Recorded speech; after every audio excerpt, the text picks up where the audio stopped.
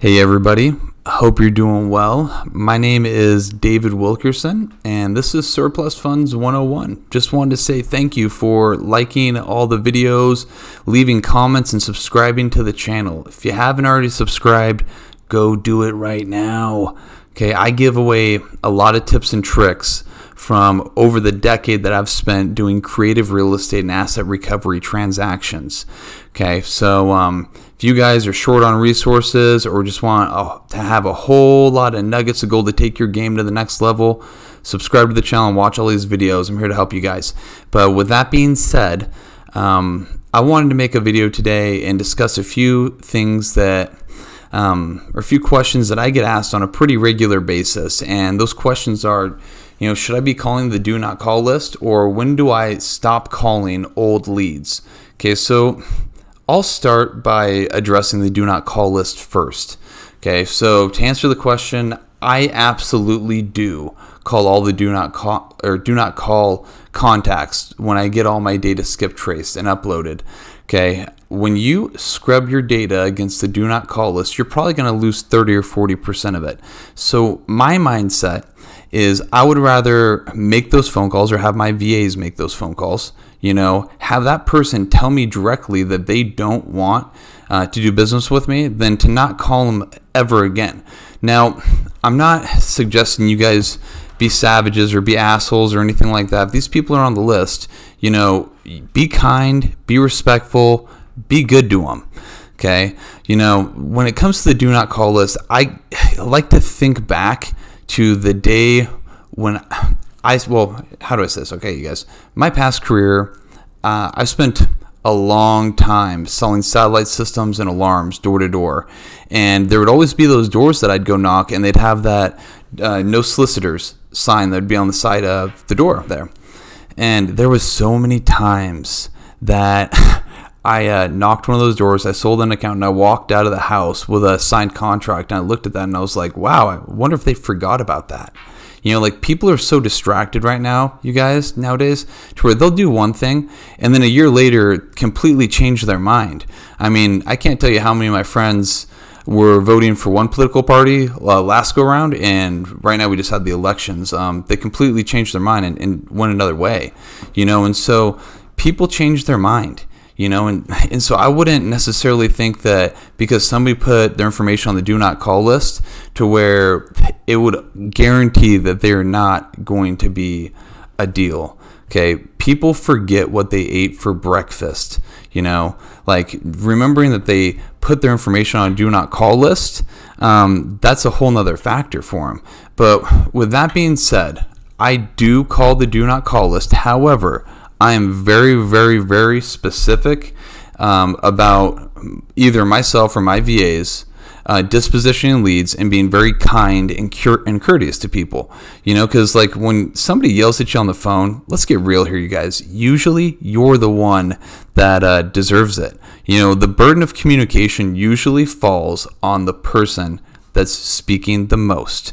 Okay, so with that being said, you guys, I don't want to lead you down the wrong route. I personally call the do not call list, okay, because I don't want to lose so much data up front and all the potential business by not calling all those contacts. Okay, now with that being said, I'm very kind and courteous. When we pick up the phone, please, thank you. When somebody tells us no, we don't push them and keep hammering on them. We just say, okay, hey, thank you, we'll take you off our list, goodbye, boom, and they're done. Okay, now to the second question, when to stop calling old leads. And the way that I like to look at that is we reach out to people until they either buy or until they die. Okay.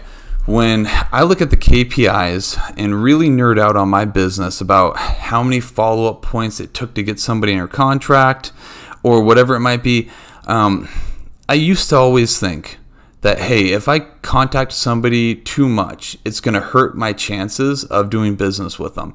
Now, again, like I was saying before, people are distracted, and I'm pretty confident with this declaration I'm going to make, you guys.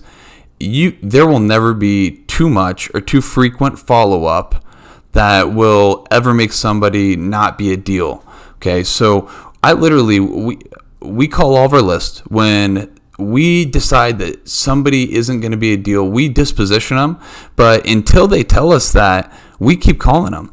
I think it was 2 or 3 months ago, we did a deal, and I think the person had like 74 contact points that were spread over like a 16-month window. And so, I mean, the list was super old.